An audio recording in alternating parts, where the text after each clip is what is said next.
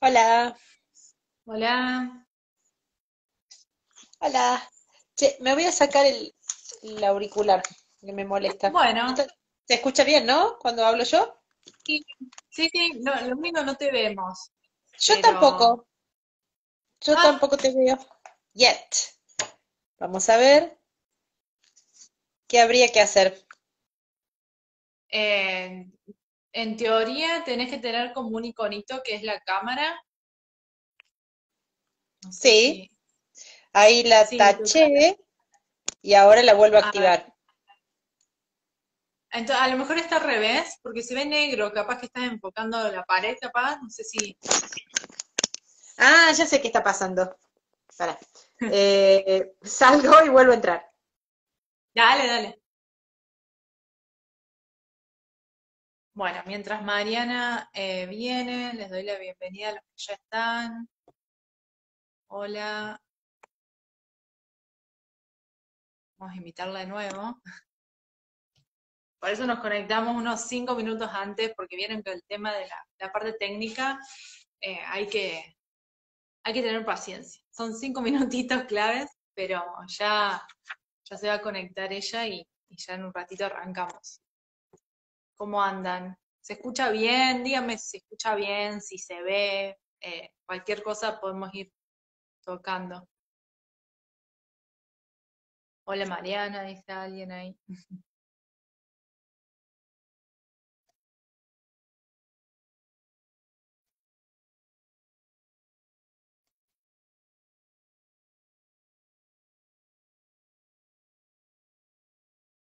Genial, genial, me alegro.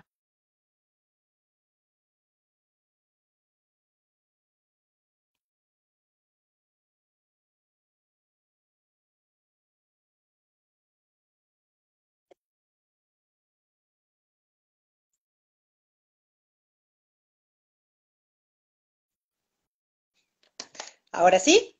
¿Todavía no? Ahora, bien. A ver si te puedo ver. No. A ver. Ahí va, ahí va. Ahí va. Así, pero Estamos viendo. estamos viendo los books, así, tengo que Sí, dar la vuelta, ahí va. Ahora ahí sí. está. Perfecto. Listo.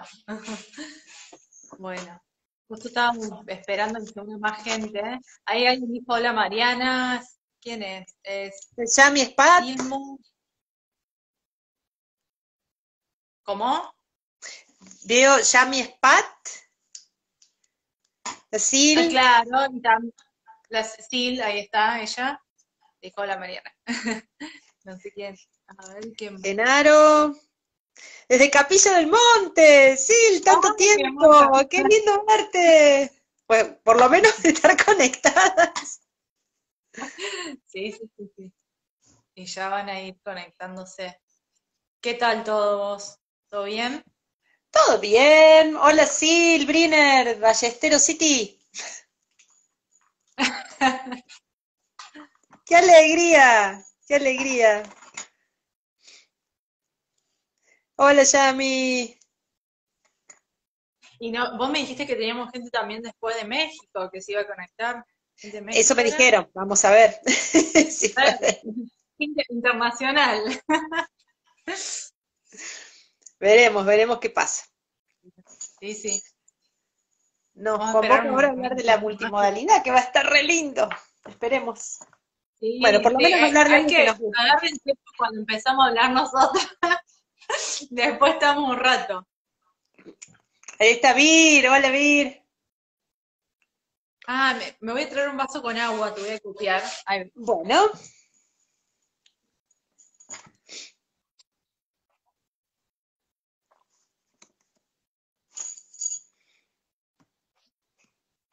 ahí está. Bueno, estoy viendo. Me decían que perfecto, se escucha bien, así que genial. buenísimo. Paula Navarro, hola. Sí, sí. A Mucha ver quién gente linda. más.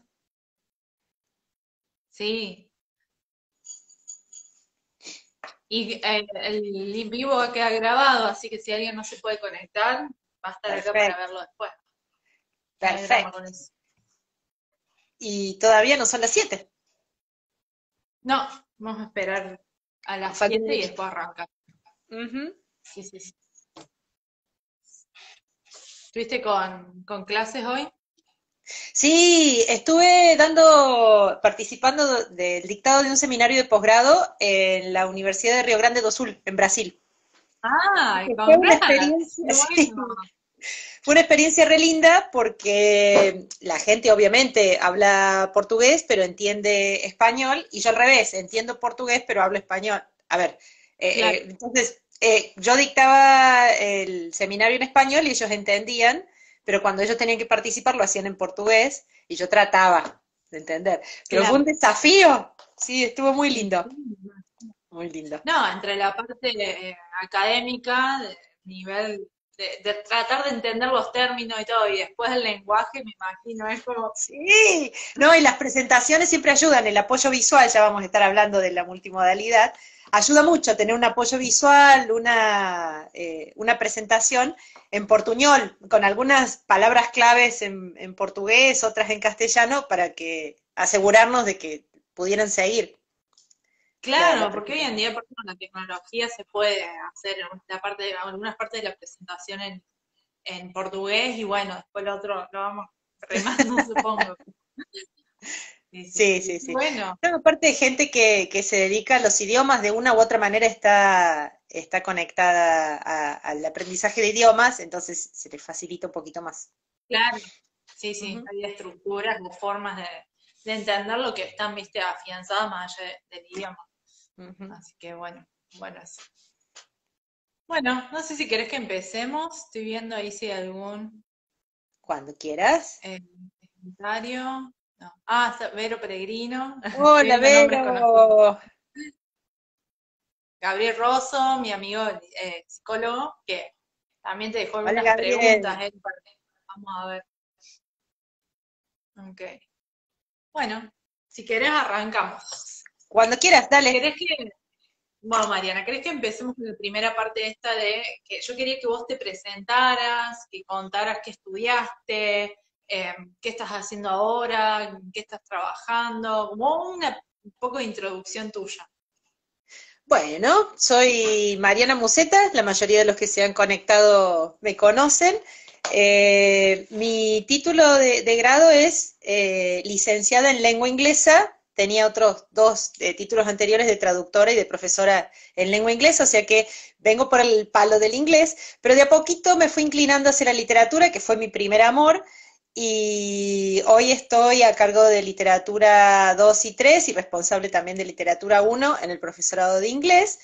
Son materias que se dictan 100% en inglés, y como parte de mi inquietud de investigación empecé a abordar lo que se llama la literatura multimodal, que es literatura que combina distintos recursos. Ya vamos a ahondar un poquito más sobre eso. Actualmente estoy dirigiendo un proyecto de investigación que tiene que ver con eso, con la multimodalidad y la combinación entre literatura y escritura académica. Y recientemente he estado en un intercambio en México, estuve un mes en México en la Universidad Nacional de Zacatecas, que fue una experiencia hermosa también, así que vengo con muchas ideas nuevas para seguir estudiando y trabajando e investigando. ¿Qué más? Tengo 3 hijos, me gusta nadar, me gusta escribir, y sí, y descreo un poco del acartonamiento académico y de que la cuestión de la academia y de lo científico tiene que ser siempre con cara seria y con formalidad. Me parece que se puede ser muy riguroso en el campo de la investigación, pero al mismo tiempo disfrutarlo y hacerlo de una manera relajada. Un poco eso es lo que me gusta. No, no tan estructurado o siguiendo siempre las mismas como formas y encontrar otros caminos, como decís vos siempre. Ujú. Y nombraste lo del doctorado, que estás estudiando también, no Ah, me sí, acuerdo si estoy en lo... el doctorado en semiótica y mi proyecto doctoral tiene que ver con escrituras académicas alternativas. Es decir, esas escrituras académicas que se quieren abrir paso entre la escritura, otras formas de escritura académica más convencional, pero que utilizan recursos no tradicionales o alternativos. Por ejemplo, Bueno, una tesis que tiene el formato de un videojuego o una página web o un podcast o lo que fuera. ujú, genial, sí, muy, muy interesante y porque aparte tiene que ver con lo que está pasando ahora hoy en día con las redes, la tecnología, cómo el Ujú. conocimiento circula por esos ámbitos que por ahí se desmerecían mucho años atrás, así que está buenísimo. Sí, en realidad lo que me llevó a mí a interesarme por estas escrituras es la sorpresa de ver cuán parecida es la escritura actual en la academia. Por escritura hablamos de la publicación de artículos, tesis, abstracts, esos géneros discursivos que circulan en la academia, ¿sí? En entornos académicos. Y sus formatos tienen que ver con formatos del siglo XIX. Aún digitalizados, seguimos escribiendo de izquierda a derecha, de arriba a abajo, una página tras otra, y normalmente las normas de publicación exigen que lo hagamos con estructuras muy precisas y en un determinado tipo de letra, hasta un espaciado particular, etcétera. Y en la vida cotidiana uno no se comunica de manera monomodal, solamente con palabras. Utiliza palabras, gestos, imágenes cuando nos contactamos por WhatsApp, por ejemplo.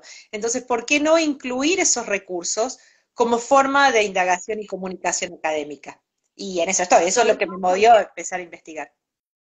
claro, y sobre todo porque por algo están, digamos, la cotidianeidad, perdón, por algo están, digamos, todos esos recursos, los gestos, el emoji, o sea, tienen un significado que si no los incluimos o no tratamos como de ver la manera de entrelazarlos, se pierden a veces, entonces está buenísimo todo eso. Así que Sí, en genial. realidad hay mucho miedo con eso de decir, bueno, uno no va por la vida comunicándose científicamente, entonces en el lenguaje científico no tendrían por qué tener cabida las imágenes o los emojis u otro tipo de recursos. Eso por ahí parte de un prejuicio del desconocimiento de cómo pueden utilizarse esos recursos. No estamos hablando de que cualquier cosa puede funcionar en la escritura académica.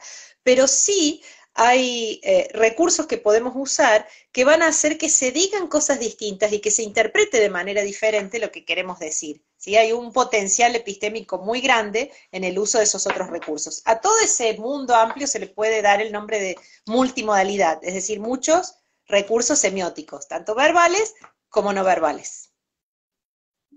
Genial. Bueno, y ahora vamos a ir un poquito para atrás para hablar de cómo fue, si tenés a lo mejor un momento que dijiste ese aha moment, de decir, ah, me gusta o quiero especializarme en literatura, no sé si fue un autor o una autora, un libro, o por qué fuiste para ese camino, qué te llevó a inspirarte para probar por ahí, digamos. Eh, Bien, desde muy temprana edad me interesó la literatura. No sé por qué, porque en casa no se leía mucho, me alentaban para que yo lo hiciera, pero no era una casa en donde yo tuviera muchos libros a mano, ni una biblioteca, ni mucho menos. Pero desde siempre me gustó y tengo una anécdota linda para contar, pero esto es lo único personal y después si querés hablamos de otra cosa para no aburrir con Sí, historias mías pero por favor, personales. aparte, no, pero lo personal a mí me parece que suma desde un montón de lugares, así que dale. Bueno, gracias. Cuando nos juntábamos para jugar con mi mejor amiga, con Silvia en la primaria, debemos haber estado entre primero y segundo grado, en lugar de jugar a las muñecas o jugar en el patio, nos gustaba anotar cosas y empezar a garabatear los primeros poemas y las primeras historias. Así que empecé a escribir poesía desde muy chiquita, junto con la lectoescritura, se podría decir. Y junto con esos poemas que escribíamos, se nos ocurrió empezar a escribir una historia. La típica historia, un cuento, pensábamos nosotros en ese momento, que se alimentaba con todos los cuentos que leíamos nosotros, que nos iban regalando y todo lo que íbamos viendo, se iba incorporando a ese relato. Lo que pasa es que nos llevaba tanto tiempo el relato que íbamos creciendo y a medida que íbamos creciendo nos quedaba chico el relato que habíamos escrito y nos parecía que le faltaban cosas, que podíamos usar sinónimos, ilustraciones. Y de esa manera continuamos la escritura de ese cuento que se llamó El Tesoro del Arco Iris, toda nuestra escuela primaria y lo terminamos casi en la adolescencia, cuando tuvimos 12 años. Entonces, esa redacción de ese cuento ininterminable, porque le íbamos agregando cosas y era una edición sin fin, me acompañó toda mi infancia junto con la lectura. Y desde siempre me gustaron los idiomas y particularmente la literatura y algunos libros que leí de manera temprana que me abrieron la cabeza de manera especial. ¿Sí? Claro. Podría nombrar, por ejemplo, mi primera novela de Louise Alcott, Mujercitas. Seguramente muchas chicas digo, porque en ese momento era típico regalarle a las nenas esa novela.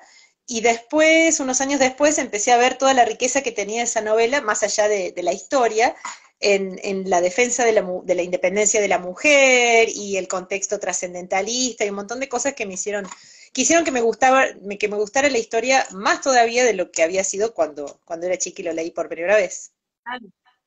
No, bueno, entonces es como que empezó más vale en la escritura que en la lectura, tu camino, tu interés, y como que ahora se vuelve a cerrar en lo mismo, porque está investigando sobre escritura, es como sí. Eso me hace acordar una categoría muy interesante de Sandra Corazza, una escritora y académica brasilera que habla de escrilectura. Es decir, ella no separa la lectura de la escritura porque entiende que van estrechamente ligados, y estoy de acuerdo con eso, porque el leer mucho te lleva a escribir y el escribir te lleva a leer, entonces una cosa lleva a la otra. Genial, buenísimo.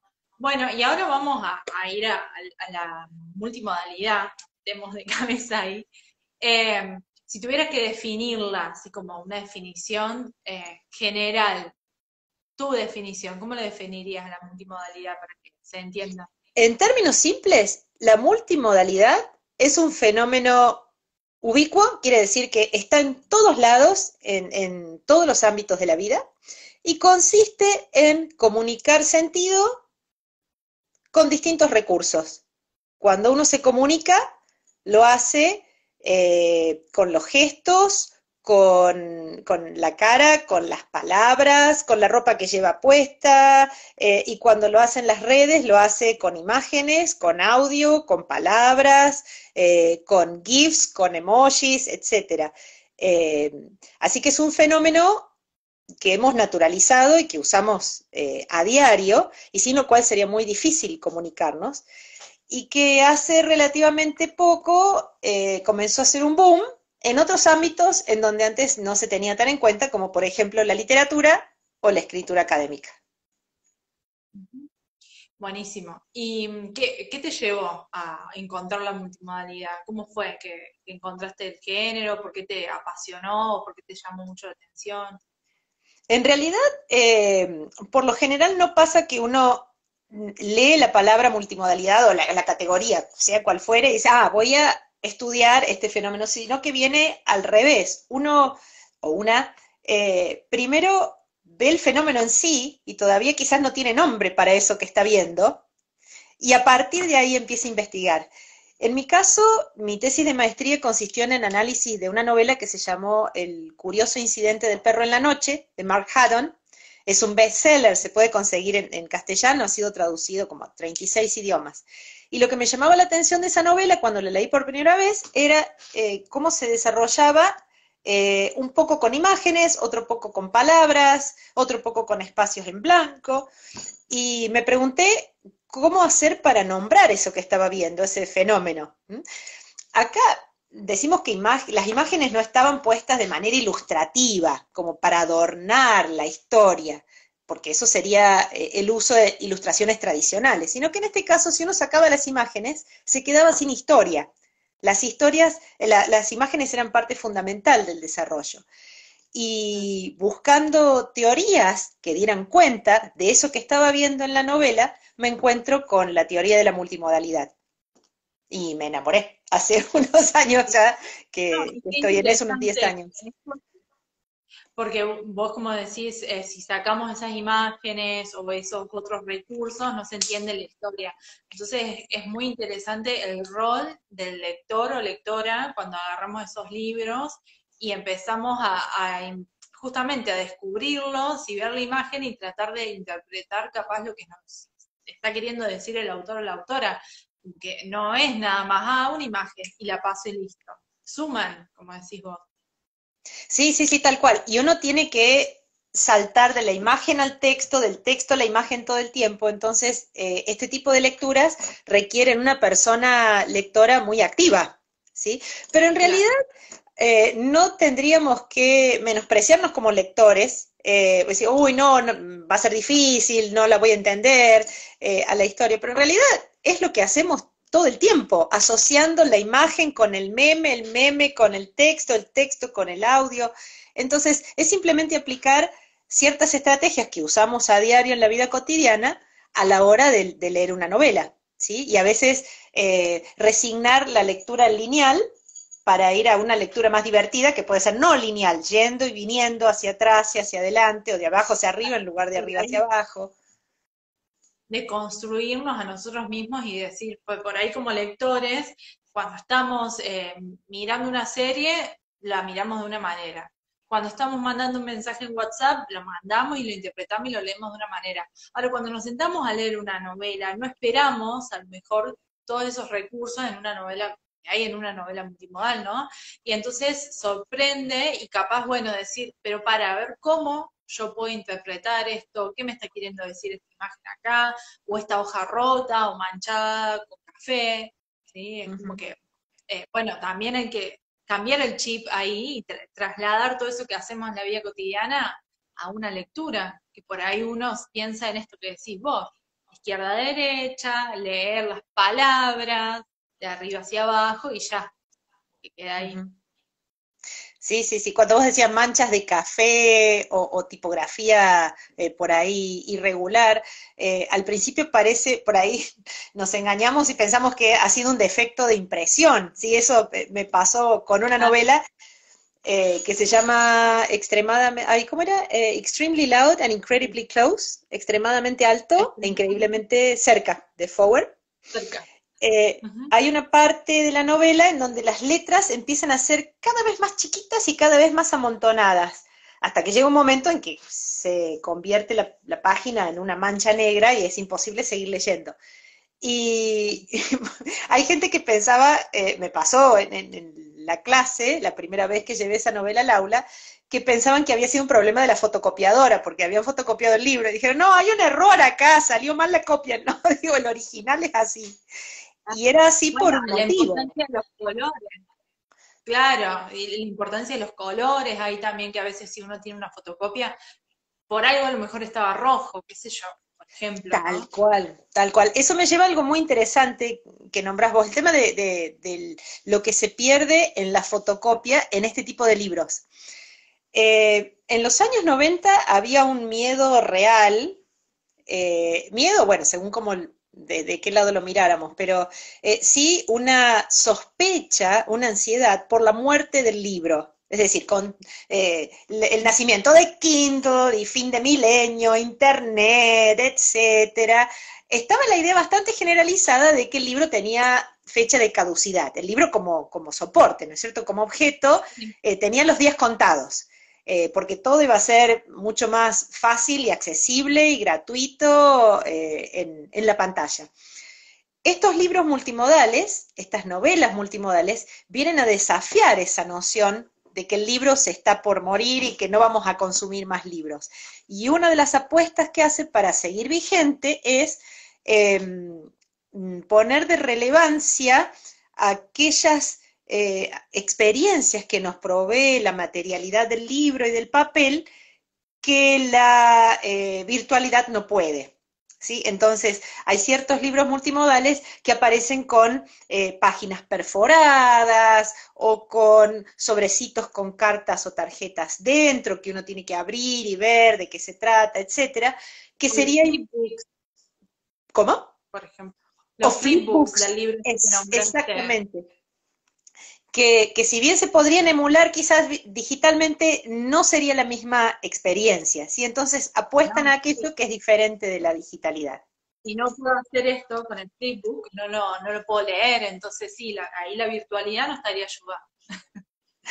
Claro, pero paradójicamente, fíjate vos, todo esto de ir de imagen a texto, de arriba abajo, abajo arriba, sí son estrategias tomadas de la virtualidad, porque ya estamos entrenados y entrenadas para leer de esa manera. Entonces, por un lado, estas nuevas lecturas toman prestadas estrategias que ya hemos naturalizado del ámbito digital. Y por otro lado, apuestan a la materialidad del soporte del libro en papel con ciertos efectos que no son posibles en la virtualidad. Claro, totalmente. El Y resultado es ahora, un boom. pensando por ahí, ¿cómo? No, que el resultado fue un boom, porque tienen récords de venta y cada vez se naturalizan más y se ven más cantidad y más variedad de este tipo de libros en las librerías. Claro, sí, ¿no? Que no es nada más, si ves el libro con imágenes para los niños, como antes se pensaba, que era, ahora cualquiera puede agarrar un libro e interpretarlo, y hasta hay libros para niños y niñas, en versión multimodal también, objetos Claro, multimodales. pero se ha roto ese prejuicio y creo que en eso han sido exitosos estos libros, de romper con el prejuicio de que si tiene dibujitos es para niños y que no es serio, que no es profundo. Por empezar, hay libros infantiles que son profundísimos y Sí, que, totalmente. es decir, ser un libro para niños no necesariamente implica ser algo superficial. Pero por otro lado, el tener imágenes tampoco indica que el público al que está destinado sea infantil necesariamente. Sí. Y hablando de esto de las imágenes, porque, o sea, la multimodalidad, como dijiste vos, tiene como muchos recursos. ¿Qué pasa por ahí con las novelas gráficas o los cómics? Porque por ahí la gente ahora dice, bueno, pero ¿cuál es la diferencia entonces entre una novela gráfica y un cómic?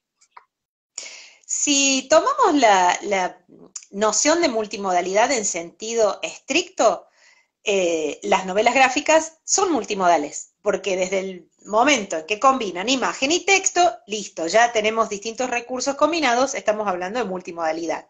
De hecho, hasta las novelas más tradicionales necesitan un cierto color de tinta y un cierto tipo de tipografía y cierto tipo de espacio entre párrafo y párrafo. O sea que todo sería multimodal si vamos a ser estrictas. Claro. Pero la novela gráfica tiene sus convenciones propias. ¿Qué entendemos por convenciones? Tiene sus propias reglas. Es decir, cuando abrimos una novela gráfica, ya esperamos ver viñetas y la acción, cuando es hablada, es expresada en globitos y los personajes hablan mediante esos globitos, y si esos globitos son unidos a la persona con circulitos en lugar de una punta, quiere decir que eso no lo dice, sino que lo piensa, etcétera. O sea, hay ciertas reglas que toda novela gráfica va a cumplir. En el caso de la multimodalidad, los libros multimodales lo es cada uno a su manera. Hay libros que utilizan una sola imagen o imágenes en todas las páginas o solamente distintas tipografías. Es decir, que el horizonte es mucho más amplio y hay mucha más libertad para combinar esos recursos de maneras únicas. Genial. Sí, sí, mucho más libre, sí. Exactamente. Bueno.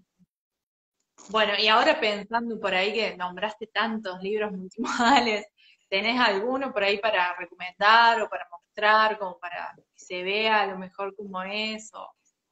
Sí, acá tengo algunos. Mira, estaba pensando hace unos minutos cuál les podía mostrar, porque tengo una pila acá como de 10 o 15, pero bueno, tenía que ¿Recién elegir por lo hiciste menos. la tesis? un par. Hay uno que me encanta, que se llama Aquí. Me gusta porque está en castellano Sí. y es accesible. Es de Richard Maguire. Y si uno ve desde la tapa, bueno, se ve al revés, se lee aquí al revés, pero Sí, ven que es como si fuera una ventana. No sé si se alcanza a ver que es una ventana de una pared.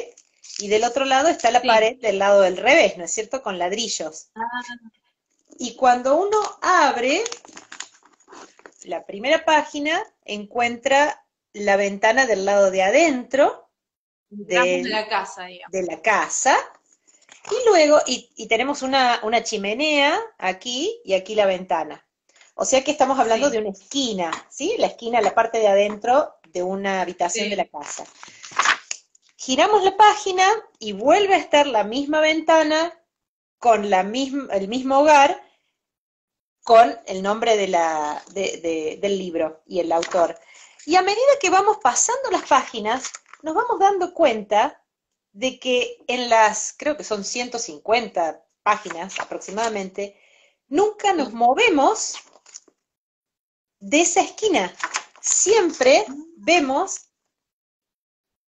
la Claro, misma, el mismo rincón del mismo lugar con la misma ventana. ¿Qué varía entonces? Varía el tiempo.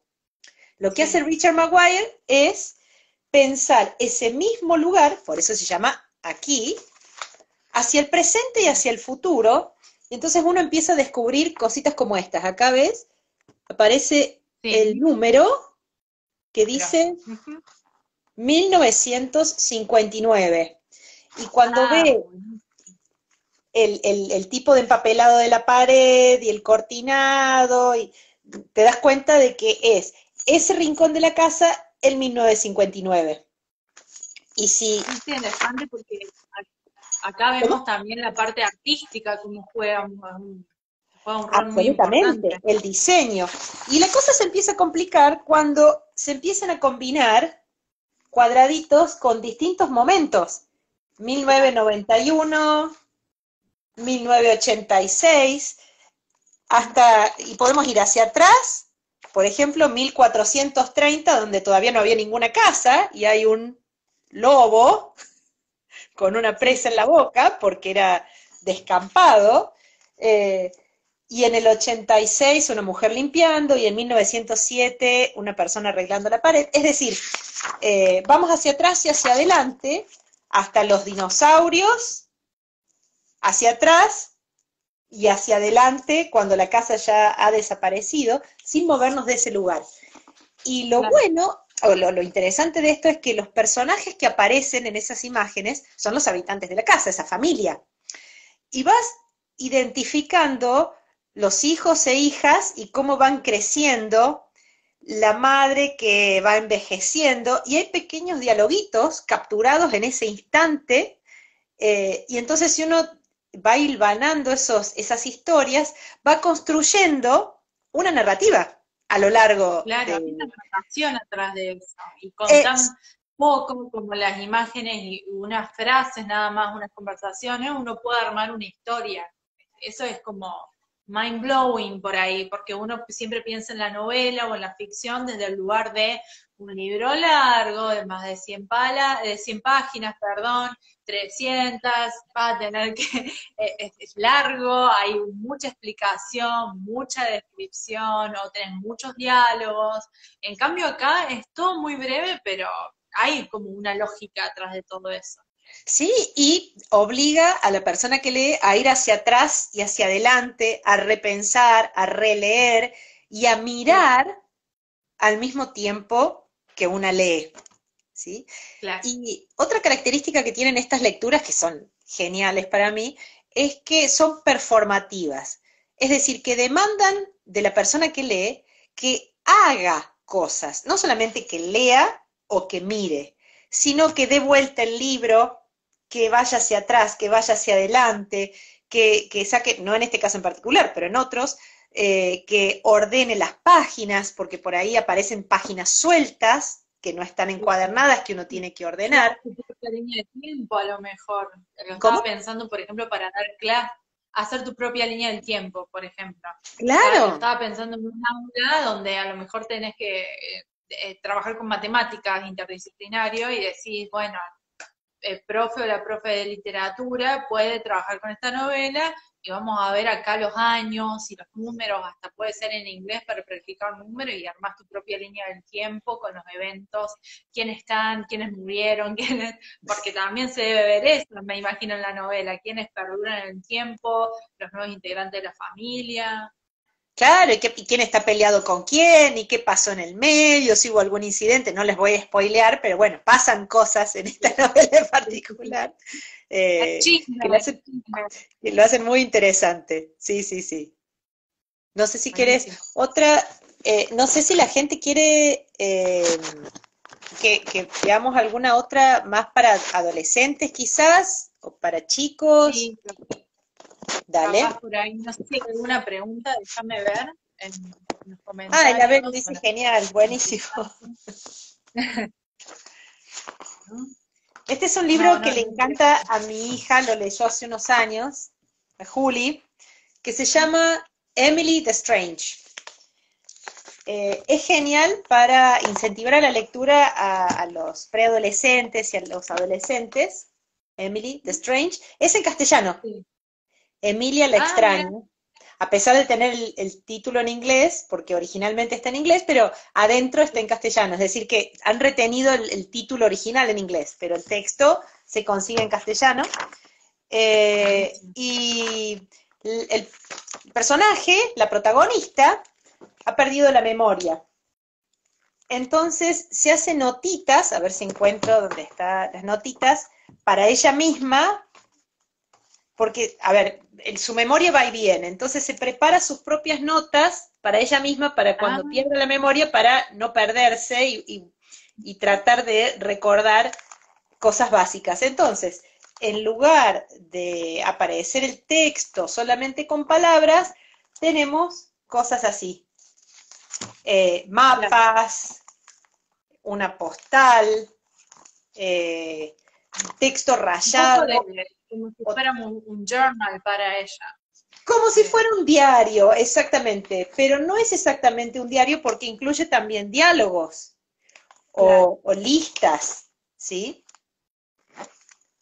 ¿Ven? Y si sacáramos las imágenes, que son parte del libro, perdemos el hilo de la historia Claro. misma, ¿sí? Es parte esencial del libro. Está muy lindo. Está muy bueno, está muy bueno. Y esto me, o sea, me hace pensar en el post que hice sobre qué es la literatura y algo que por ahí hablamos en la clase de literatura 2 en la uni, y de construir esta idea, digamos, de que la literatura son los clásicos y Shakespeare y pensar en el texto escrito y bueno, también pueden haber otros recursos, como decís vos, y que también hacen parte de una historia y que están Sí, buenísimos. ¿No? sí, sí, sí, totalmente. Y dentro de estas novelas multimodales hay algunas que toman prestado un género particular y toda la historia se desarrolla tomando ese género que normalmente no se asociaría a lo literario. Porque, por ejemplo, si nosotros tomamos el género carta, estamos acostumbradas, ya hemos naturalizado el hecho de que aparezcan cartas en la novela, que un personaje le escribe una carta a otro personaje y aparece la carta allí. Perfecto. Pero, ¿qué pasa cuando el género es un catálogo o un examen, un examen de opción múltiple, por ejemplo? Sería rarísimo poder contar una historia en un examen de opción múltiple. Y sin embargo, ¡charán! Tenemos eh, novelas como esta, Sandra. en donde no un pedacito, sino toda la novela está, está narrada con ejercicios de multiple choice y de opción múltiple y de elige el correcto y demás. Y a medida que uno va leyendo las opciones, es la persona misma que está leyendo la que tiene que ir decidiendo cuál va a ser la opción Claro. correcta y de alguna manera por el texto va adivinando qué les pasa a los personajes y cuando termina el libro se da cuenta que acaba de leer una historia, acaba de leer una novela, pero en un formato no tradicional. Bueno, lejos entonces desprestigiar todo este trabajo que por ahí uno pensaría, ay, pero ¿qué? Una novela con imágenes, ¿dónde está la calidad de la escritura? Y porque sé que por ahí es eso lo que sale. Bueno, pensar qué difícil debe ser y cuánta cabeza hay que tener y la creatividad y la habilidad para contar una historia, como decís vos, en un formato de multiple choice. Muy difícil. O, por ejemplo, la parte artística y creativa de las personas o de los autores o autoras cuando pensamos en estas imágenes, el que mostraste de aquí, que tienen que tener el tapizado, bueno, tienen que conocer sobre el arte de la época, sobre la estética, la ropa. Hay mucha investigación atrás de esas novelas para poder plasmar todo, por ejemplo, una época ahí en una imagen. Sí, y las hace riquísimas a la hora de enseñar. Si uno quisiera incluirlas en la enseñanza de la lengua, o de la lengua inglesa, o de la lengua castellana también, y de incentivar a los chicos, en la primaria inclusive, a la lectura, pero también Sí. a la escritura, porque esto puede ampliar los horizontes para entusiasmar a los chicos y a las chicas para que escriban sobre aquello que les gusta de la forma en que les gusta.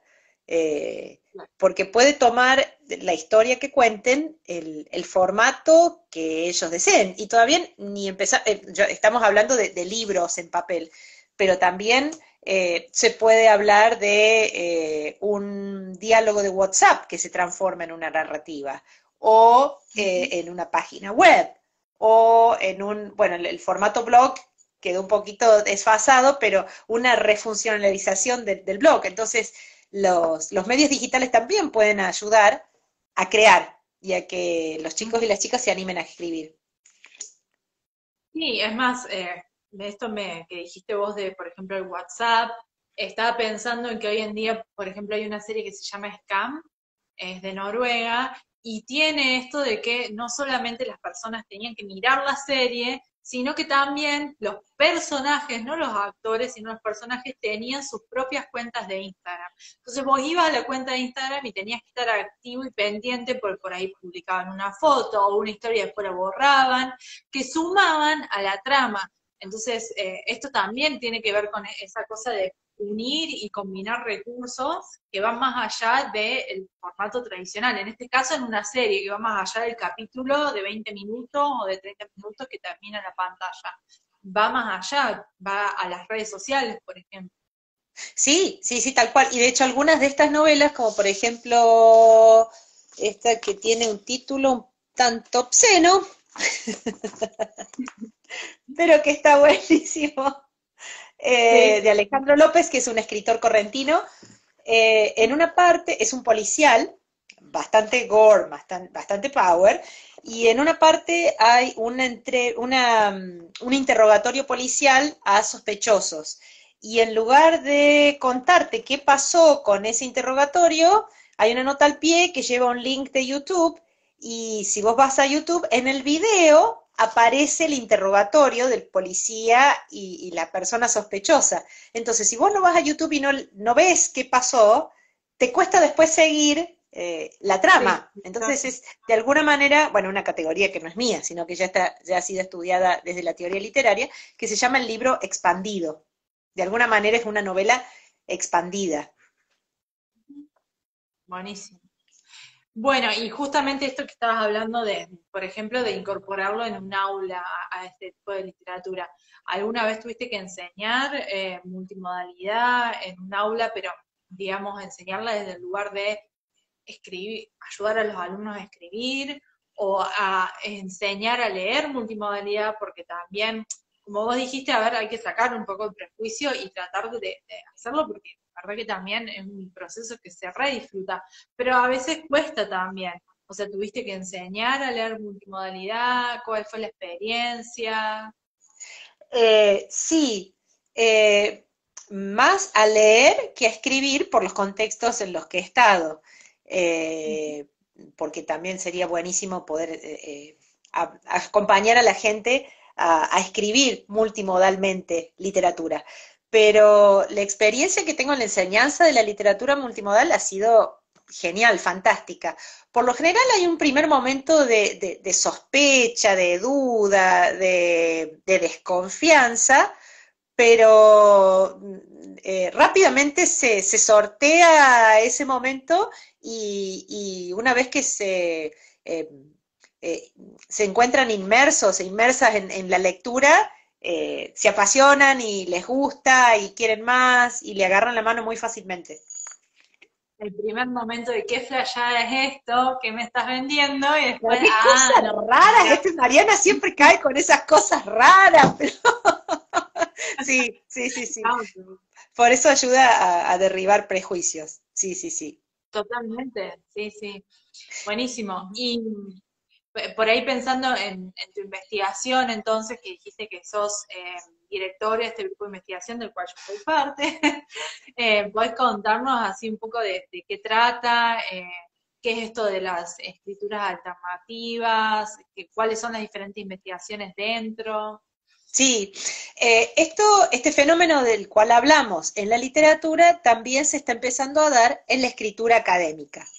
Eh, Recibe bastante resistencia todavía desde los sectores más tradicionalistas porque se sospecha, se parte del prejuicio, de que, así como las novelas con dibujitos eran pensadas solamente para niños y que no tienen profundidad y no vale la pena ni estudiarlas, bueno, lo mismo pasaba hasta hace poco con estas escrituras.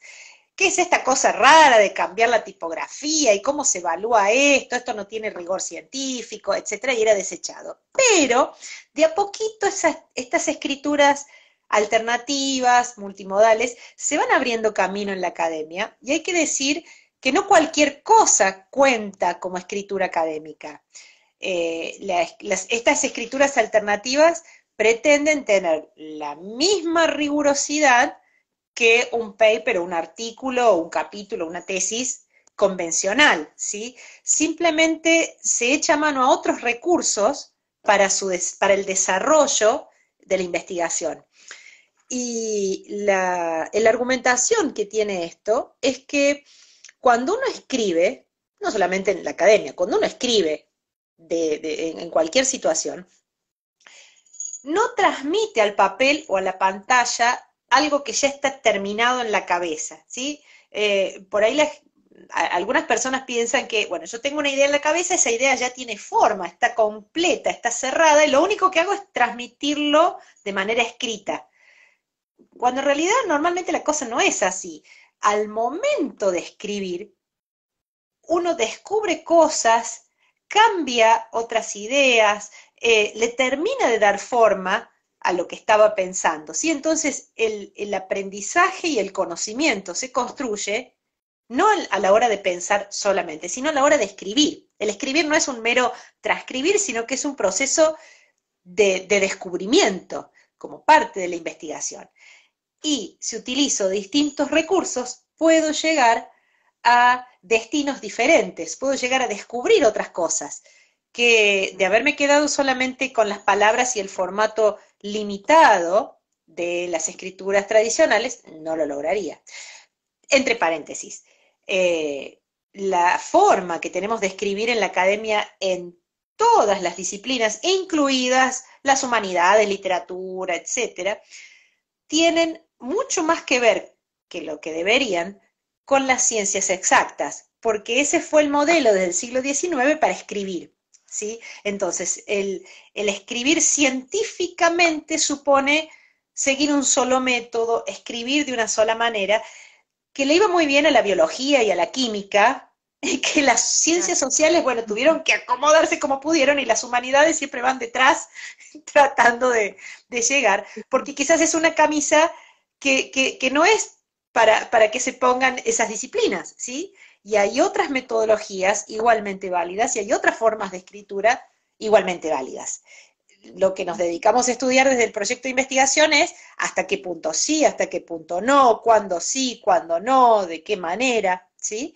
Pero por lo que estamos viendo es lo que se viene cada vez más, cada vez menos en los márgenes y más al centro, de a poquito van empujando hacia el centro y son geniales realmente. Daba el ejemplo hace un tiempo, hace unos minutos, de una tesis, por ejemplo, íntegramente desarrollada en podcast.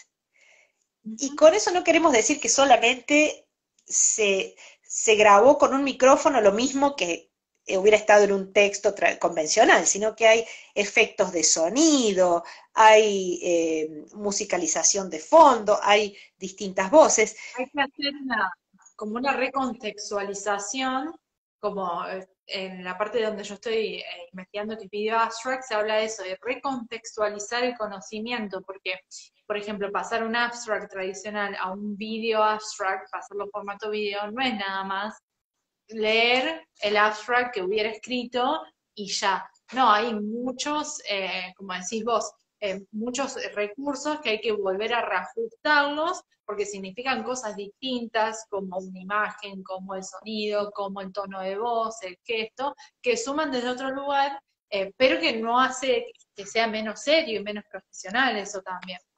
Exactamente, exactamente. Lo que pasa es que por el desconocimiento uno tiende a desechar lo nuevo, ¿sí? De una.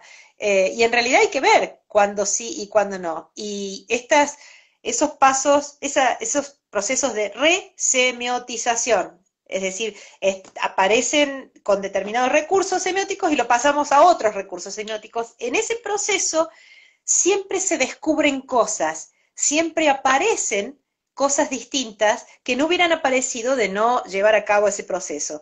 Y si una es lo suficientemente responsable y aguda y estricta en el desarrollo académico y en el desarrollo de la escritura, se llega a buen puerto y los resultados son espectaculares.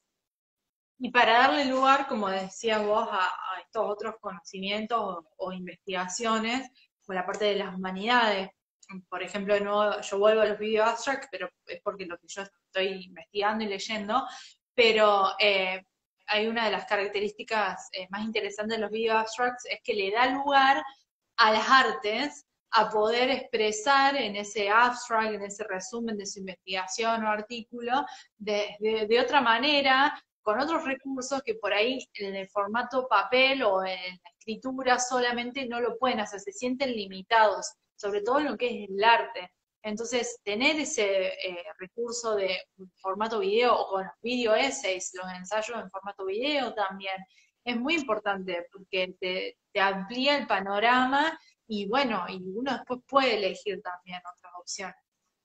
Totalmente, totalmente. Y también se rompe con la idea de que el arte en el campo académico sirve para adornar. Si vos que sos de arte, adornalo, ponelo más bonito, vos que sabés de colores, poner una tapa linda al libro, que obviamente lo pueden hacer, pero el arte tiene muchísimo más para aportar que el diseño de una tapa de un libro o una buena ilustración, ¿sí? Es mucho más que eso. Totalmente. Bueno, no sé si hay algo sobre multimodalidad que te hubiera gustado que te preguntara y no te pregunté, pues después tengo unas preguntas que tienen que ver más con seguidores que dejaron para vos, pero ya no tienen que ver con multimodalidad. ¿Hay algo que te hubiera gustado hablar? Que yo, esto se lo estamos robando a Filonews, quiero acknowledge que siempre en caja negra se esta pregunta. ¿Qué te hubiera gustado que te pregunte? Bueno, ¿qué te hubiera gustado, Eh, Marina? no se me ocurre ahora, pero es un tema para seguir charlando durante horas y horas. Ojalá que esto sea un puntapié para que más gente se interese y empiece a leer sobre el tema porque es fascinante realmente. Totalmente. Y si conocen más libros multimodales, que los dejen en los comentarios ahora o después cuando quede el vivo, porque desde, como dijiste vos, desde la enseñanza se puede hacer muchas cosas con las novelas multimodales. Entonces, más hay, uno más conoce, o por ahí dice, no sé, esto será multimodal porque me suena por lo que dijeron en el vivo, que, bueno, lo anotan y lo vemos, porque siempre está bueno para sumar al aula, Ujú. siempre. Bueno, y las preguntas que por ahí los seguidores te dejaron, la A ver. primera tiene que ver con tu género literario favorito. Yo supongo que me vas a decir que es la multimodalidad, pero ¿hay algún otro género que te atrapa o que te Eh, inclina siempre a leer? sí, obviamente la multimodalidad, pero si vamos a los géneros convencionales, mi género favorito es la novela para leer y la poesía para escribir. buenísimo. Una poeta. Sí. Eh, bueno, y acá está la pregunta esa, si alguna vez pensaste en escribir ficción y qué pasó después con eso que si escribiste algo, dónde quedó. Sí, nunca me fue muy bien intentando escribir ficción, historias, no soy buena escribiendo historias, pero sí me gusta escribir poesía.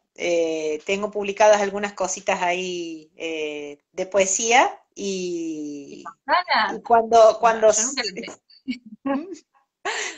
Yo nunca las leí, quiero leer eso. sí, andan dando vuelta por ahí. Ay, ahí se unió Vivi Angio, ha leído algunas cosas mías, me parece. Se está contactando desde España. Gracias, Vivi. Bueno, buenísimo. Entonces, poesía, que después nos va a dejar también en los comentarios. Yo quiero leer No, bueno, algo. pero eso totalmente amateur. Ay, pero por favor. Después, ¿qué aspectos o temas de psicología tuviste que estudiar durante tu formación superior? ¿Hubo algo de psicología? Sí, no en la licenciatura, sí en el profesorado, pero no fue, a ver, no me ayudó demasiado, me hubiera gustado ahondar más. Eran materias que por lo general se dictaban en las últimas horas y con poca carga horaria, entonces vimos algo de psicología del adolescente, por ejemplo, o obviamente asociado al el, el proceso de enseñanza-aprendizaje, pero siempre me quedé con ganas de saber más, ¿sí? Y me parece importantísimo incluir la psicología en el profesorado. Ay, yo también quiero leer esa poesía, decía Anita. Bueno, dale, dale. Dice, no, Sí, me hubiera no gustado estás saber más conmigo, eso me parece.